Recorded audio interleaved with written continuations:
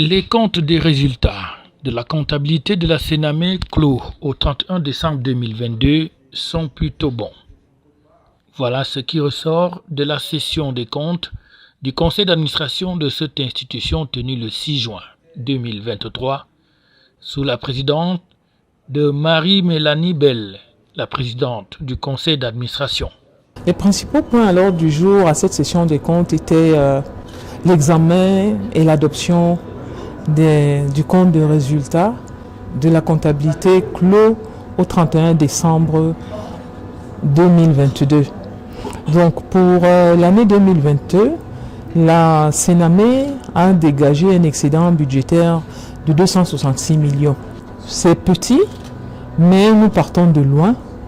Il y a quelques années, nous étions plutôt déficitaires.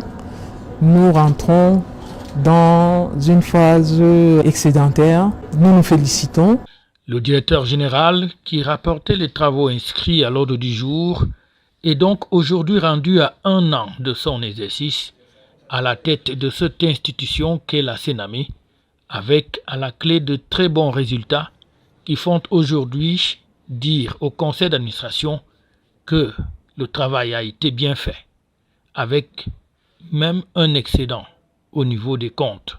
Vous savez que la Sénamé affichait presque 16 milliards de créances et plus de 9 milliards de dettes des fournisseurs, mais avec l'aide de la tutelle financière, plus de 4 milliards sont inscrits dans la dette de l'État et également les créances après un travail approfondi du cabinet d'expertise comptable que le directeur général a engagé.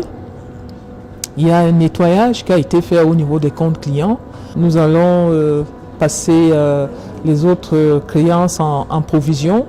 La centrale d'approvisionnement en médicaments essentiels est donc au cœur même du système de santé au Cameroun. Et cette institution aujourd'hui, qui connaît un management plutôt positif, est appelée à accompagner les institutions hospitalières et d'autres dans l'approvisionnement en médicaments essentiels. C'était donc un jour de fête car, jour pour jour, cela fait 1 an que le nouveau directeur général est à son poste. Et cela mérite bien des encouragements.